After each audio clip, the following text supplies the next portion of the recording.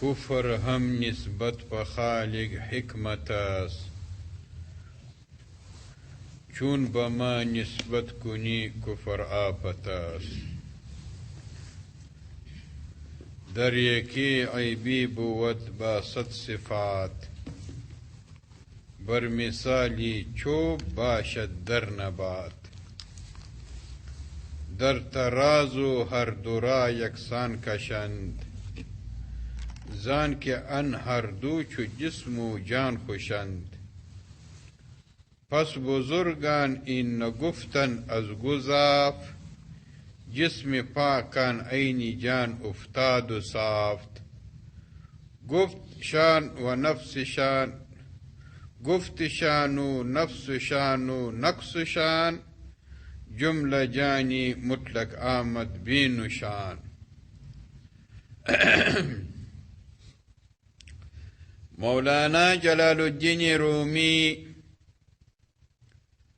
رحمت الله تعالی علیه مبارک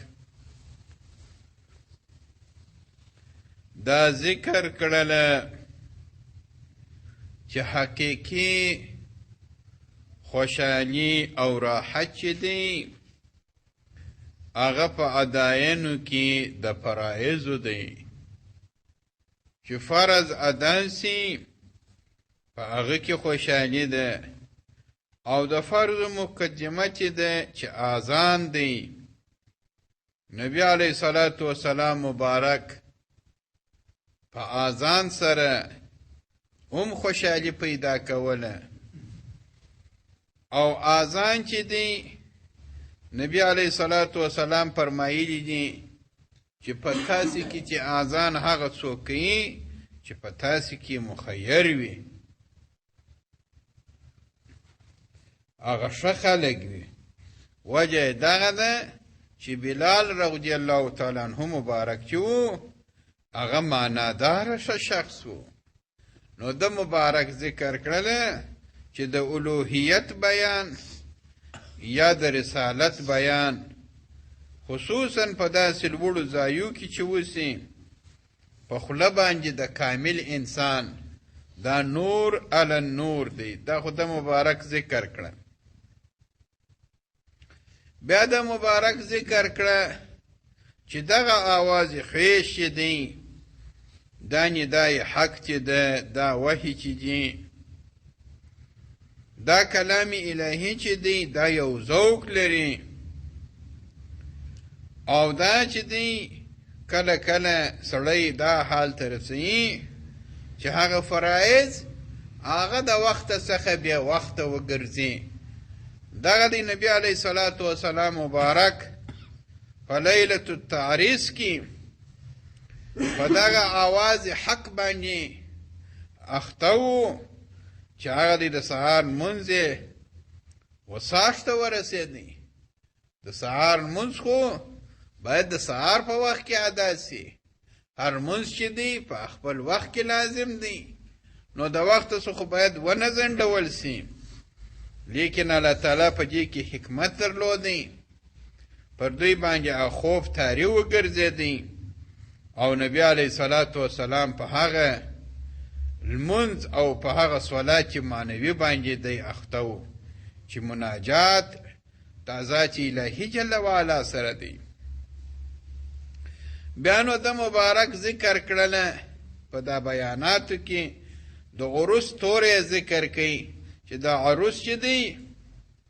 بیا وروسته ذکر کړی چې دا مناسب نو باید نوی ذکر سوی بیا د مبارک ذکر کړی چې دا خو لازم معنی ده چې پټوالی دی خو بیا هم چې پټوالی سي خو نو هم باید نوی استعمال سوی نو د مبارک ذکر کړل چې اصل خبره داسې ده هغه انسان چې دی د اخلاق ذمیمه په اخلاق حمیده سره اوښتي د دې اصلاح سوي دی عیب نه لري دی چې هر څه وایي هغه کې د الله تعالی رضامندي غرض ده که څوم په خوله کې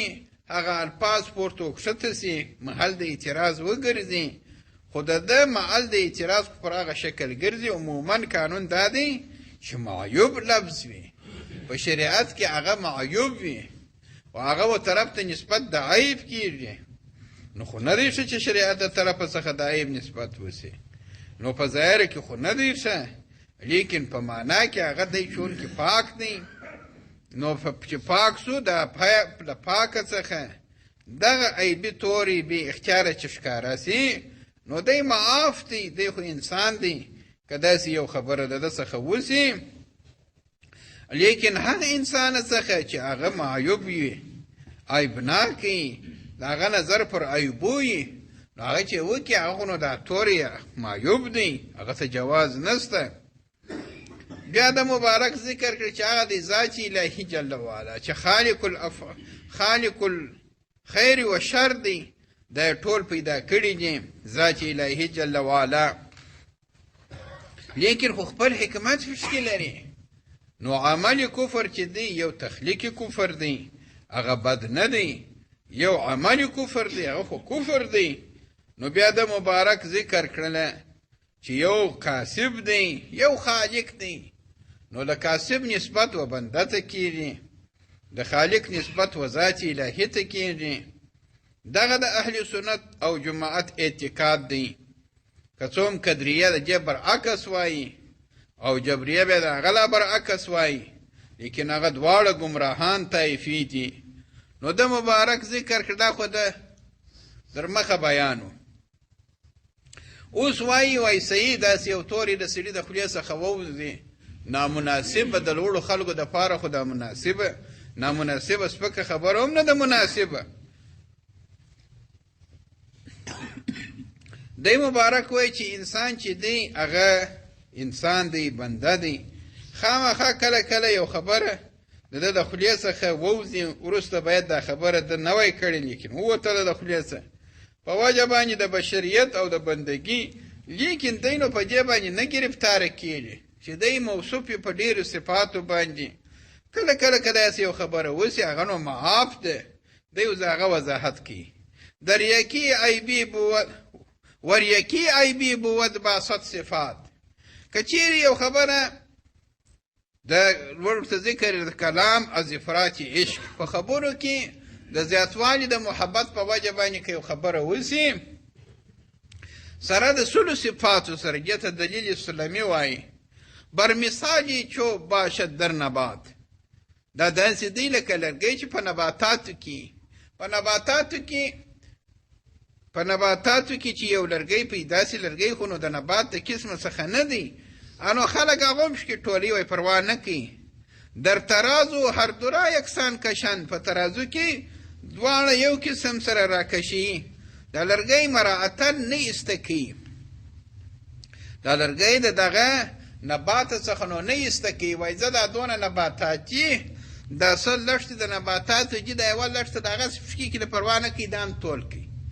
دا د ده معیوب شی هم په تول کې ورسره اخي، حالانکې دا خو عیب لري، لیکن کثرت چونکې د هغه دی. حافظ هم د هغسې ذکر کړي دي، وایي کمال صدق محبت ببین نه نقصان گناه، که هر که بی هنر افتد نظر به عیب کند. در ترازو هر دو را یکسان کشد، زان که ان هر دو چو جسم و جان خوشند. ځکه چې دا دواړه داسې ګرځېدلي دي لکه جسم و جان چې سره یو سي، نو که څوم جسم خو جسم دی چې هر څونه پاکي پیدا کړي، داسې خو نسي کېدلی لکه روح خو ډېره پاکي لري، لیکن دا جسم هم کله کله کبلیږي د روح په وجه. روح بقا پیدا کوي، جسم هم چې پیدا کړي بقا. څنګه بقا پیدا کړي؟ یعنی خاورې یې ونه خوري. داسې اجساد شته چې کله کله الله تعالی جل وعلا د اعتبار پر وجه باندې د دوی اجساد سالم پرېږدي، لکه روح چې پاتې جسد هم نسي خاوري. دا کله کله داسې پیښېږي، ځان کې ان هر دو چو جسم و جان خوشند، لکه جسم و جان داسې ګرځېدلي دي، روح پر دا جسم دونه تاثیر وکړي چې جسم یې هم د خرابېدو څخه د خاورې کېدو څخه وساتي. نو دا خو کېدلی سي، حالانکې جسم دی، روح ده. نو پس بزرگان این نگفتن از گذاب فضول خبری توایی. نو بزرگانو دا نجی ویلی از گذاب، پس ورسته درجه بزرگان چې دي این نه گفتن دا خبره نه ده کړې از گذا پر طریقه باندې د بے پروایی څه ویلي دي چې جسم پاکان عین جان افتاد صاحب چې جسم د پاکانو انسانانو چې دی هغه عین جان عین روح ګرځېدلې د صاف په صفایي کې حالانکه هر څونه چې په صفایي کې وګرځي نو داس خو نه ده لکه روح لیکن دی دا جسم ته د روح حکم ورکړی نه ځکه چې اکثر چې پاک سو دا عقل ته اعتبار نسته نو اکثره خبره چې سمې یو خبره که بې اختیاره داسې پېښه سي هغه پروا نه کوي گفت شان و نفس شان و نقص شان گفت شان وینا د دغه کاملینو خلکو و نفس شان نفس د دوی چې دی چې مطمئنه و راضیه و مرضیه ګرځېدلي و نقش شان جسد د دوی چې دی جمله جانی مطلق آمد بینشان په حقیقت کې دا د دوی روح مطلق ګرځېدلې ده بینشانه داسې راځي په کفایت المفتی کې مفتی کفایت الله صاحب هم ذکر کړی دی او په نورو فتاواو کې هم ذکر چې دغه د نبی کریم علیه الصلاة والسلام مبارک سایه وه که نه وه نو د محدثینو په دې کې در مخه موږ تاسو ته ذکر کړه که مو نه کړه ذکر چې د محدثینو په دې کې څه دی اختلاف دی بعضې وایي و بعضې وایي نه و اکثره پر دغه دي چې د نبی علیه الصلاة والسلام او جمهور پر دغه تللي دي چې د نبی علیه الصلاة والسلام مبارک سایه څه شوه سایه یې وه نو دوی د صحابه کرامو به داسې نه کول چې د ده پر سایه سایه ولویږي دا د نبی علیه السلام د سایه مراعت به هم ساتي خو خیر مفتی کفایت الله صاحب په کفایت المفتی کې او نور هم جواب ورکړی دی د دا سوال امام ربانی صاحب مبارک ذکر کړی دی په خپل کتاب کې هغه مبارک هغه اصلي وجه ذکر کړی دی چې اصل د نبی کریم علیه الصلاة والسلام مبارک کیفیت چې د عالم علوي سره به زیات سو جسم به لطافت پیدا کوي څنګه به لطافت پیدا دا جسم به سایه نه درلود لیکن دغه د عالم علوي سره چې د مبارک تعلق پیدا و دا به عموما د څه وخت و د شپې به و او شپه خو سایه ته د خلکو څه نه کېږي سایه ته نه پام کېږي او نه د شپې خلک د چا سره ورسره نو ځکه بې سایه کیفیت چا نه دی لیدلی او د عالم علوي سره چې د مبارک تعلق و عموما هغه به د شپې و د ورځې د مخلوق سره او د دنیا سره اهل دنیا د خلکو سره تعلق و نو چې تعلق وي په هغه وخت کې څه شوه سایه وه ځکه د مبارک چې بل ورځ مو تاسو ته ذکر کړی چې دی مبارک به سهار دی نو حضرت عایشې صدیقې رضی الله تعالی عنها ته به ویل کلمیني یا امیرا کلمی او خو هم دغه وجه وه چې د عالمي سفلي سره د مبارک تعلق پیدا سي دغه تعلق چې به پیدا سو د جسم مبارک په چی سو غلبه به پیدا کړله سایه به پیدا کړله دا سایه خو د کثافت څخه پیدا کیږي د لطافت څخه نه پیدا کیږي اوس ګوره باد چې دی باد سایه نه لري لیکن د باد سره چې دوړې ګډې سي بیا یو څه سایه پیدا کوي هر څونه چې دا دوړې ډېرېږي سایه هم ډېرېږي چاته کثافت ډېرېږي انو چې شي سایه پیدا کیږي که کثافت لري کیږي لطافت زیات سي بیا دغه بعضې دا د چیرې دا د سایه نه لري نو د مبارک چې موږ د دغه عالم سره تعلق پیدا کوي نو سایه به پیدا کړه دلته هم د مبارک فرمایي گفت شان و نفس شان و نقص شان جمله جانی مطلق آمد بین شان نو هغه چې هغه لیدلې د سایه لیدلې د اکثرو لیدلې او دغه صحیح خبر هم دغه خو د ورځې وه اچه نیه د لیدلې هغه کیفیت دی گفت جانی دشمندار شان جسم است و صرف چون زیاد از نرد او اسم است و صرف وای جان دشمندار جان دشمندار شان جسم است و صرف جان دشمندار وای جان دشمندار اگر روح چې دشمنی لري د چا سره شان د دغه لوړو خلکو سره د دغه لوړو خلکو سره چې جانی دشمنی لري نو چشتی جسم است و صرف هغه جسمانیت پر دوی غلبه کړې ده دی که روحانیت ولري د روحانیت غلبه دی ولري دوی پر اولیاء کرامو باندې اعتراض نه کوي چې صحیح اولیاء کرام یې، ځکه چې دا صحیح اولیاء کرام دوی تر معلومیږي. دا چې دا د دوی اعتراضات پر واردېږي دا په دې وجه چې دوی دا جسمانیاتو نیولي دي، دا کثافت چې دنیوي نیولي دي، ځکه دوی ته هغه روحانیت نه معلومیږي. نو جان دشمندار شان هغه ارواحان چې دوی دشمنان بولي د لوړ خلک، جسمستو صرف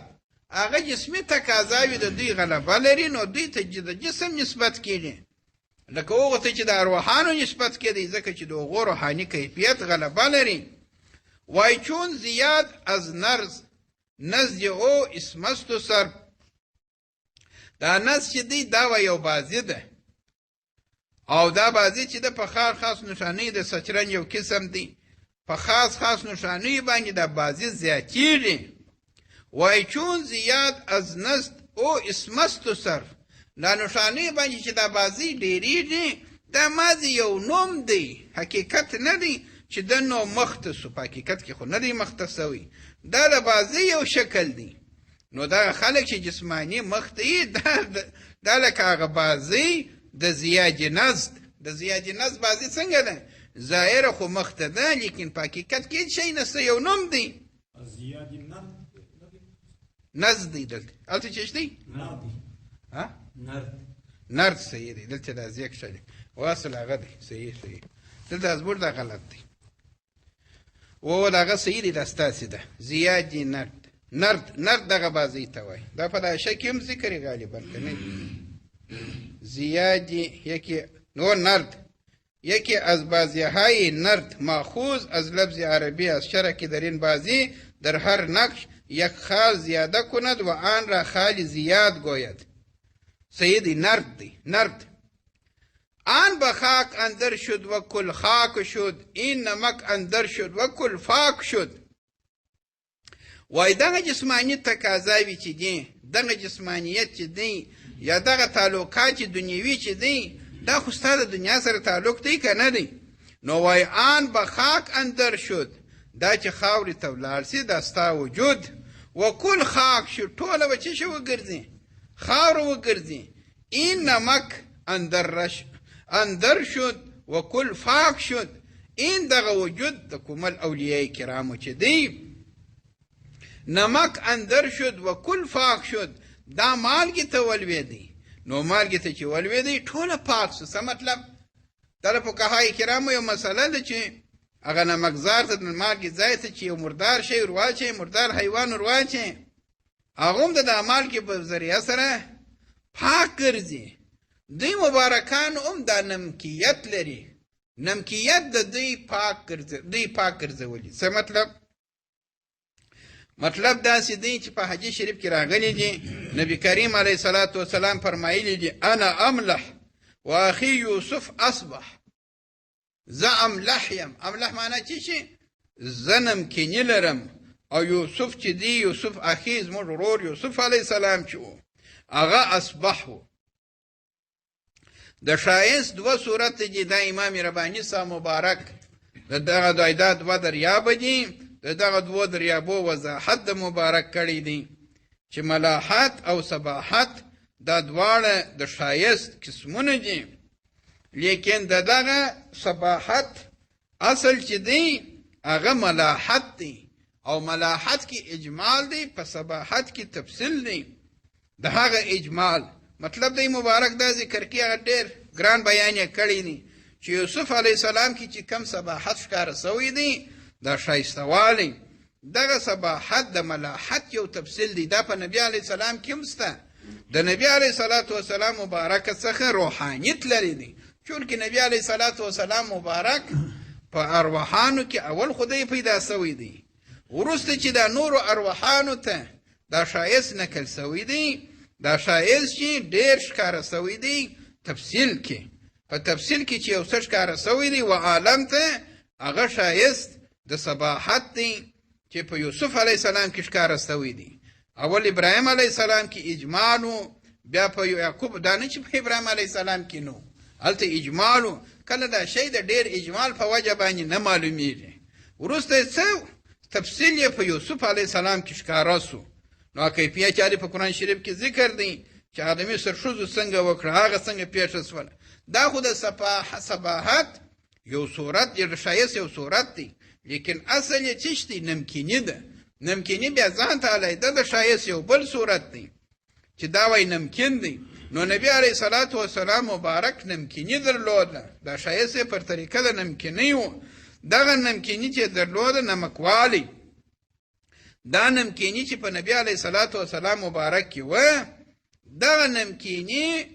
چې دا معنوي یو ښایست خاص قسم دی دغه نمکینی را نقل سوی د صحابه کرامو ته هغه یې پاک کړي دي لکه په نمکزار کې چې په ظاهره صورت کې یو حیوان نجس ورواچي هغه پاک ګرځي دغه انسانان چې د دې اخلاق ذمیمه وي د هغه نمک د هغه نمکیني تاثیرات پر صحابه کرامو باندې لوېدلي دي هغه خو یې پاک کړي دي د هغه را نقل سوی ده و چاته و د هغه امت مرحومه ته په کومل اولیای کرامو کې دغه معنوي نمکیني پرته ده په دغه نمکیني په ذریعه سره دوی څه شي کوي دوی د انسانان پاکوي اوس دی مبارک فرمایي چې نبی علیه صلات وسلام په کلام کې فصیح ګرځېدلی دی د ده مبارک کلام چې و جامع کلام و فصیح کلام و ابلغ کلام و بلاغت یې درلودی فصاحت یې درلودی وجه یې څه شي وه دغه نمکیني و د مبارک په معنا کې نمکیني درلوده دغه نمکیني چې د الفاظ سره یو ځای سوله نو څه شی پیدا کوي فصاحت تام پیدا کوي بلاغت تام پیدا کوي دا بلاغت و فصاحت و شوالی او خوندوالی ګوري باید د سړي خبرې داسې چې خوند نه لري چې نه لري خوند نه لري معنا چې لکه ډوډۍ کې چې مالګه نه ورسره خو ډوډۍ خو نور سمه ډوډۍ ده پر طبقې پخه سوې ده کوشش ورسره سوی دی خو یو جزء پاته دی جزء څه دی مالګه چې مالګه نه ورسره خو هره کم ډوډۍ چې ډوډۍ څه شي خوند نه کوي نو دا د کامل مکمل اولیاء کرامو خبرې چې دي یا د نبی علیه صلات وسلام خبرې چې دي دا د دوی خبرې نمکیني لري دا نمکیني را نقل ده د نبی علیه السلام څخه چې هغه مبارک په باطن کې دا نمکیني درلوده د دغه نمکیني تاثیرات د مبارک په ژبه کې په خوله کې پراته وه نو ځکه دا خوند کوي دا خبرې د کامل مکمل اولیاء کرامو دا د دوی خبرې چې ټوله خوند لري خوند یې هغه څه دی هغه نمکیني ده اوس دا ښایست دی موږ تاسو ته ذکر کوي یو ښایست په صورت کې وي یو ښایست په آواز کې وي یو صورت دا خو دا اسباب دي د محبت د اسباب د محبت څه دي جمال دی کمال دی نوال دی جمال بیا دوه قسمه دی یو جمال چې دی د صورت په اعتبار سره دی یو جمال چې دی د آواز په اعتبار سره دی دا دواړه ښایست لري یو د سما په ذریعه سره حاصلیږي بل د سترګو په ذریعه سره حاصلیږي دا دواړه جمال وي که نه عادي یا کمال دی یو سړی کمال لري د خلکو په نزد دی محبوب دی یو سړی سخاوت لري نوال سخاوت ته وایي د هغه په ذریعه سره محبوب وي په نبی علیه صلات وسلام مبارک کې هم کمالات وه هم څه شي وه او هم څه شي وه هم د سخاوت کمال و او هم د ظاهري و معنوي کمالات یې درلوده او هم یې جمال درلودی لنا شمس وللافاق شمس وشمسی خیر من شمس السماء حضرت عائشہ صدیقہ رضی اللہ تعالی عنها فرمایي لنا شمس وللافاق شمس زوم یو لنا شمس مرم یو لمر لرو او آفاق چې دی اهل آفاق افاقی انفوسی افاق هغه ته وایي چې د باندې خلک دي وایي د باندې خلک هم لمر لري مرم لمر لرو دا مبارک المر څخه مراد نبی کریم علیه الصلاة والسلام لنا شمس وللافاق شمس وشمسی خیر من شمس السماء وایي زما لمر چې دی هغه بهتره دی در اسمان در لمر د خلکو لمر چې دی هغه سهار راخیږي او زما لمر چې دی هغه ماښام راخیږي نو جمال د مبارک و تام جمالو لیکن اجمالو تفصیل یې نه دی معلوم سوی دی ټولو ته ځکه صحابه کرامو څخه چې په پوښتنه کېدله د نبی علیه صلات وسلام د اوصافو یا د ده د جمال دوی به دغه ساکت پاته شوله دا سکوت یې په دې پاتېدله دوی چې دوی څه نه سوی ویلی هلته په باطن کې خو دوی ته معلوم یې لیکن په خوله څه شي نسي د هغه تفصیل نسي بیانولی اصل دا شی وي دا تفصیل چې دی او اجمال چې دی اخذ د اجمال پر طریقه د اجمال کېدلی سي لیکن تفصیل چې دی اخذ د تفصیل ګران دی مثلا اوس دا ماشین نه دی فوټوکاپي چې اخلي اوس 3 صفحې بیان دی صحیح 3 صفحې بیان چې دی اوس یو څوک درته وایي چې دا بیان د جمال دی اشه بیان د جمال خو هر څوک اخیستی اوس نو جمال څه شکل دی هغه 3 صفحې بیان دی لیکن دا 3 صفحې بیان چې هلته د اوکوس پر واچي په یوه ورې دا بیان ګرده دا بل شي ته رانقل کړي د یوې ورقې څخه بلې ورقې ته رانقل کړي په اوکوسو باندې ژر رانقل کېږي په تفصیلاتو باندې نه رانقل کېږي نو اوس دوی مبارکان صحابه کرامو څخه چې د نبي علیه صلات وسلام مبارک پوښتنه سوې ده د جمال متعلق د جمال متعلق دوی مبارکان څه شي ګرځېدلي دي ساکت ګرځېدلي په داسې روایت شته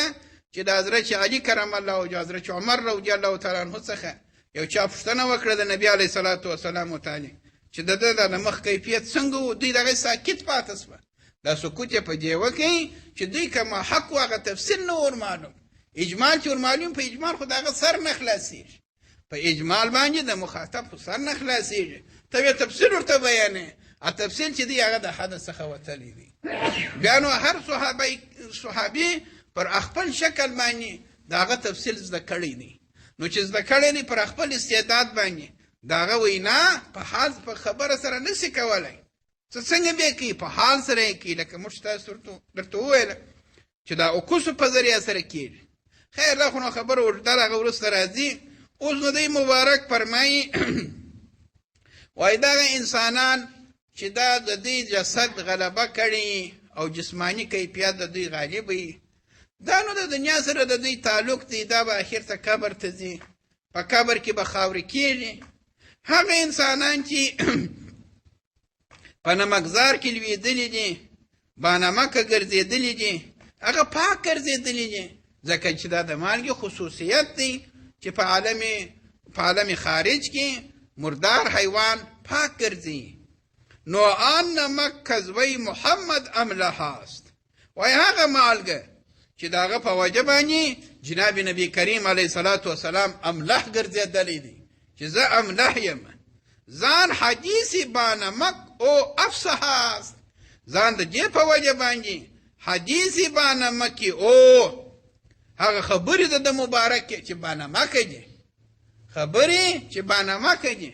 اوس نو د نبی علیه صلات وسلام مبارک خبرې چې دي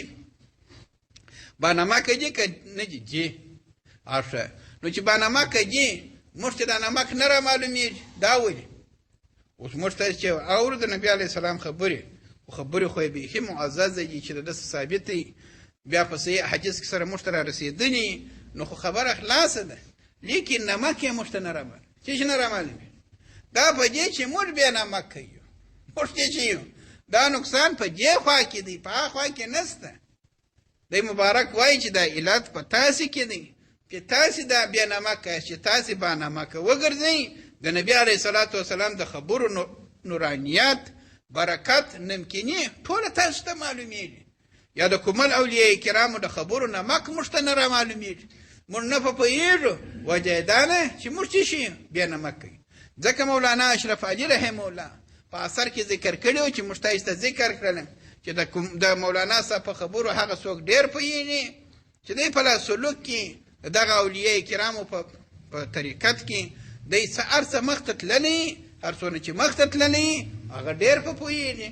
او چې نه یې تللی هغه څه شي هغه کم په پوهېږي ولې خو دا نمکي د دې خوا چې شته نمکني کمزوره ده وای ان نمک کذوی محمد امله هاست چې جناب نبی علیه صلات وسلام امله ګرځېدلی دی ځان حدیث با نمک او ځان حدیث با نمک او ځکه دا د مبارک خبرې چې دي با نمکه دي سره د نمکنۍ دي نمکني ورسره ده ځکه دی افصح ګرځېدلی دی ابلغ ګرځېدلی دی آن نمک با کیس از میراث او شنو نمک خلاص و یا نمک معنوي چې دی یو خو د خبرو نمک دی او پر خپل ځای دی او خو ستان فصاحت دی بلاغت دی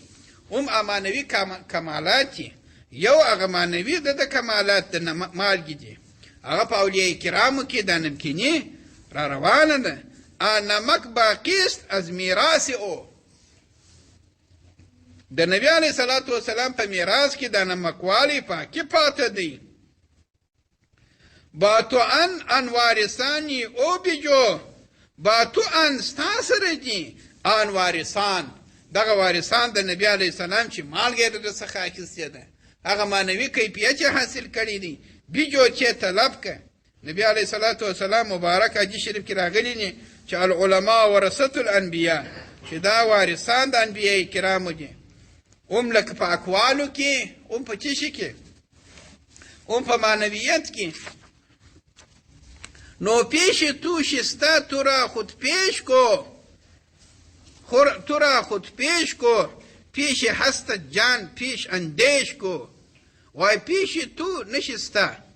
وای شسته، وای پیش تو ستا په حضور کې شسته. د لوړ اولیاء کرام چې دي هغه سته. ولې سته؟ در څه معنی سته؟ په قرآن کریم کې راغلی دي ویا ایها الذین آمنوا، یا خلکو چې تاسې ایمان لرئ تاسې د صادقینو سره اوسئ. چې سره اوسئ؟ در څو چې د قرآن کریم برقراري دغه صادقین هم سته، ځکه چې د آیات عام دي تر آخرت در ورځې پورې. در څو چې قرآن کریم یې دغه آیاتونه یې دغه اولیاء کرام سته، او حدیث شریف کې هم دغه وایي چې قیامت نه قایمیږي در هغه وخته چې الله ویونکي انسانان برقراري. نو دا خبره نه ده چې ته وایي نسته، وایي ستا ته بې تلاشه پیش تو شسته، تو را خود پیش کو. وایي ستا په حضور کې دي، وایي زه خو نه وینم، وایي خود په تحقیق سره پیش کو. وایي ته خپل پیش کو نه لرې. پیش کو څه معنی؟ حضور قلبي نه لرې. ستا ته چې حضور قلبي پیش سي چې پیدا کوې، دا ستا زړه تا ته وایي چې دغه دی. پیش هست جانی پیش اندیش کو. وای پیش هستت، ستا په حضور کې ستا هستی ده، په لغه ځای وقف دی. پیش هستت، ستا په حضور کې ستا خپل هستی ده. جان پیش اندیش کو، هغه روح کومه ده چې هغه حضور لري. پیش اندیش څه معنی؟ چې حضور لري، هغه روح حضوری ته نه لري. گر تو خود را پیش و پس داری گمان، نو بسته ای جسمی و محرومی زی جان. عجب خبره کې دی مبارک یې پاری وای ستا په حضور کې ناستی، تو ورته حضور خو نو کمه دی، خو ما په حضور کې نسته. دی وایي چې په حضور ګرفتاره سوې، د هغه ته حضور نه لري. حضور هغه وخت پیدا کوې چې ته د مخو د شاو د بغلو د کښتو د پورته څخه خلاص یې. دغه خبرې چې دی دا د جسمانیاتو خبرې دي. وای پیش نو گر تو خود را پیش و پس داری گمان، که ته خپل ځان مخ و شاته لرې، په هغه کې ګمان وي، نو بسته جسمي ته لا اوس د جسم سره تړلې، و محرومي ز جان ته د روح څخه خلاص یې. د مبارک غرض دا دی چې دا خلک په روح سره پیژندل کېږي.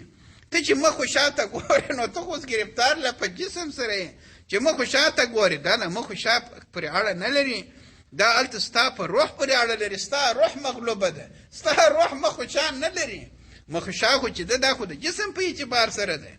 ته به دا مخ و شا پرېږدې، هغه روح به راپورته کوې، په هغه سره جسي پېژندل کېږي.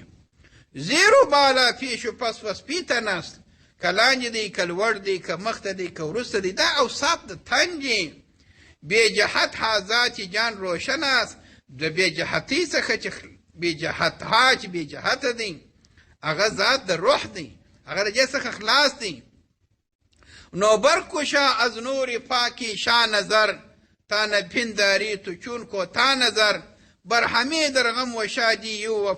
و بس، ای عدم کو مر عدم را پیش و پس. نو برکشا خلاص که از نور پاکی شا نظر، په نور سره د هغه ذات الهي پاک، هغه پاک ذات الهي